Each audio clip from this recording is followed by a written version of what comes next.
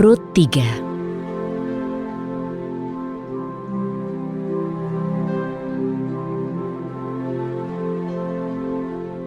Naomi, ibu mertuanya, berkata kepadanya, "Anakku, bukankah seharusnya aku mencari tempat perhentian yang baik dan aman bagimu? Dan sekarang, bukankah Boas adalah kerabat kita, dan engkau telah bekerja bersama-sama dengan bujang-bujang perempuannya? Lihatlah, malam ini ia sedang mengirik jelai di tempat pengirikan. Mandilah dan urapilah dirimu, kenakanlah pakaianmu, lalu pergilah ke tempat pengirikan. Jangan biarkan dirimu dikenali oleh orang itu sampai ia selesai makan dan minum. Dan haruslah engkau begini, ketika ia membaringkan diri, engkau harus tahu tempat di mana ia akan berbaring. Masuklah ke situ, lalu singkapkan selimut kakinya dan berbaringlah. Dan ia akan mengatakan kepadamu apa yang harus engkau lakukan." Rut berkata kepadanya, "Semua yang engkau katakan akan aku lakukan."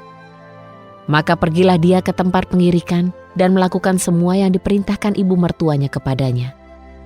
Setelah Boas makan dan minum serta gembira hatinya, pergilah ia berbaring di ujung timbunan jelai itu. Kemudian Rut datang dengan diam-diam dan menyingkapkan selimut kakinya, lalu berbaring. Pada waktu tengah malam, terkejutlah Boas ketika ia membalikkan badannya, karena ternyata ada seorang wanita sedang berbaring di kakinya. Maka ia berkata, "Siapakah engkau?" Dan ia menjawab, "Akulah Rut, wanita pelayanmu. Kiranya engkau membentangkan jubahmu atas wanita pelayanmu, karena engkau adalah seorang penebus." Dan Boas berkata, "Diberkatilah engkau oleh Yahwe, anakku. Engkau telah melakukan yang baik, bahkan kebaikanmu yang terakhir lebih daripada yang mula-mula. Engkau tidak mengejar teruna-teruna, baik yang miskin maupun yang kaya. Dan sekarang anakku, janganlah engkau takut. Semua yang telah engkau katakan akan kulakukan kepadamu, karena semua orangku di pintu gerbang tahu bahwa engkau adalah seorang wanita berbudi. Memang benar bahwa aku adalah penebusmu, tetapi masih ada lagi seorang penebus yang lebih dekat daripada aku. Malam ini tinggallah di sini, dan esok hari jika ia mau menebusmu, baiklah ia menebusmu. Tetapi jika ia tidak mau menebusmu, maka akulah yang akan menebusmu demi Yahwe yang hidup. Berbaringlah terus sampai pagi." Maka berbaringlah ia di kakinya hingga pagi, lalu bangun sebelum seseorang dapat saling mengenali. Boas berkata, "Biarlah tidak diketahui orang bahwa seorang wanita telah datang ke tempat pengirikan.